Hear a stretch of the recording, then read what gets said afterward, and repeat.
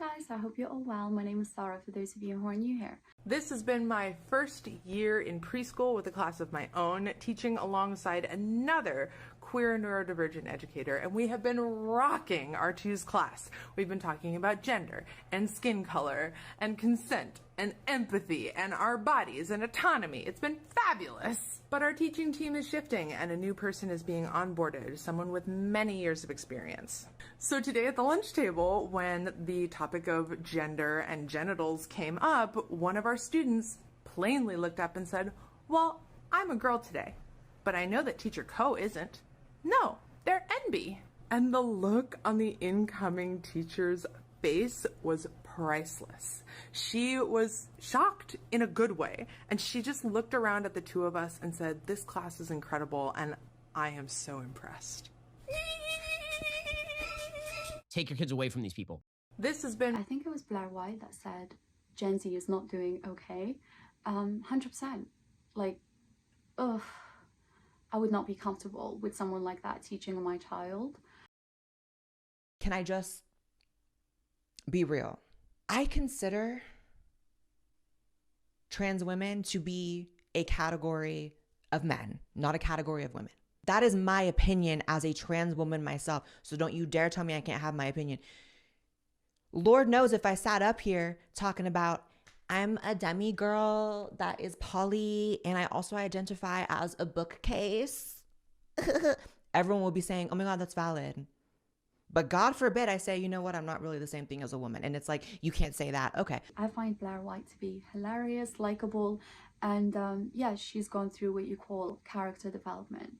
It's really refreshing to see videos of her like reacting to herself when she was liberal. I think it was before she transitioned.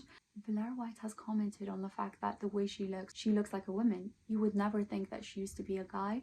Her voice as well is not deep or anything like that. The way she looks, you know, she paid for her surgery, upper surgery. I like the fact that she's honest and she's not selling a lie. She's a realist because she's being honest about the fact that a lot of people who transition are not gonna look as female as she looks, for example. They're just not. She's actually in the minority. And the reason why this topic is so important, guys, because there is currently ongoing debates. I've had like distressed emails today from trans women, young trans people actually, that they're worried that they're not going to be able to live their lives. They're not going to be able to go into the toilets that they always would have. But it's just a ridiculous scenario. It's not going to happen. I would like to reassure trans people out there that this is completely unworkable, because to police this, you would have to check people. You know, are you going to check whether somebody's male or female in a public space? It's just not workable. It's not realistic. You wouldn't be able to tell if someone's a biological man anyway, unless you look at their private parts. The people who try to, you know, back this idea, that is the semantic game they play. It's ridiculous. These people are not genuine. It is ridiculous to assume this, because most people, even if you've transitioned, you've had your boobs done, something's going to be off about you. The majority of time, you'll be able to tell that's a biological guy, that's a female. Even if the woman, for example, has like a jaw, like a masculine looking features, I've seen that. I'm like, okay, she looks more like her father and stuff. I know that's a biological born woman. I'm sorry, but the audacity is insane with these people.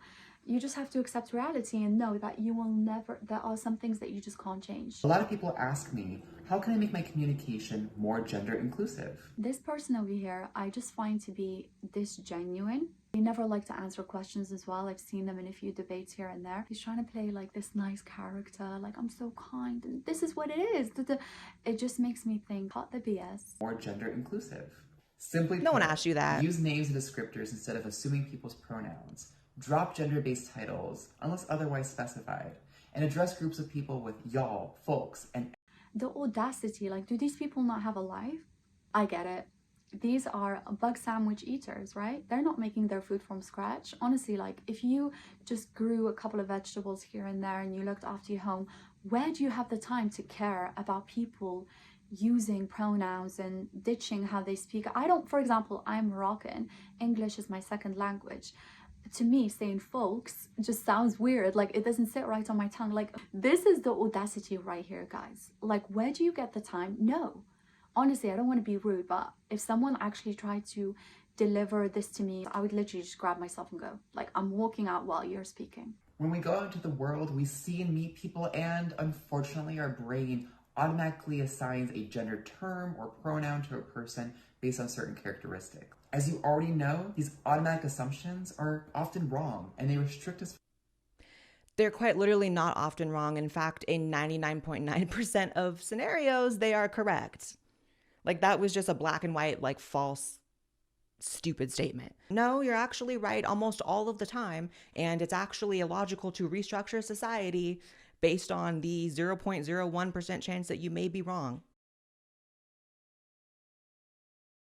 He cheated on me while I was sleeping in the same bed with him. Respect, you know what I mean? How you pull that up? That's kind of impressive. It's fucked up, but it's impressive. I was passed out drunk at a party. Him and my best friend. He and your best friend had sex in the same bed right next to you? I asked him why, he said he was drunk and she had a nice ass.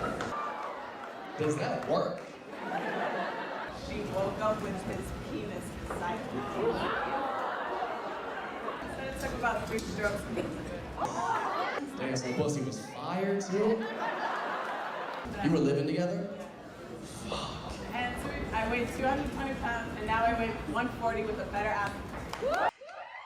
I hate when women do that. Just, you don't have to comment about, oh look, I've lost weight, blah blah blah. It just looks like you are coping. Okay, also what he's about to do right now. Can we see it? Yeah. Okay, that's enough. I don't have any cash. Well, that was a funny plus sad story. And as soon as I open my car door, I hear a voice go, David Chappelle. I didn't even have to look. I knew it was her. And I looked back, and sure enough, there she was, that face. To be honest with you, she probably wasn't even that old. She's probably around my age. But she was a white woman. This bitch looked terrible. I was nice. I said, hello, miss. And she didn't say anything back. All she said was, I watch your comedy. I said, uh-oh. And then she says, is it true? She goes, sounds to me like you hate women. I said, well, you know what, miss? It's art. And you're free to interpret this art however you'd like. But I can tell you, as the maker of this art, that I don't believe that I feel that way. And she said, well, I think. And I said, shut up, bitch. Shut the fuck up. Before I kill you and put you in the trunk. Ain't nobody around here. I'm just kidding. I didn't say that. And Here's Dave Chappelle again. A lot of you don't understand why Trump was so popular, but I get it, because I hear it every day. He's very loved. And the reason he's loved is because people in Ohio have never seen somebody like him. He's what I call an honest liar. That first debate, I've never seen a white male billionaire screaming at the top of his lungs, this whole system is rigged, he said. And across the stage was a white woman, Hillary Clinton and Barack Obama, sitting over there looking at him like, no, it's not. I said, now, wait a minute, bro. It's what he said. And the moderator said, well, Mr. Trump, if in fact the system is rigged, what would be your evidence? Remember what he said, bro? He said, I know the system is rigged because I use it.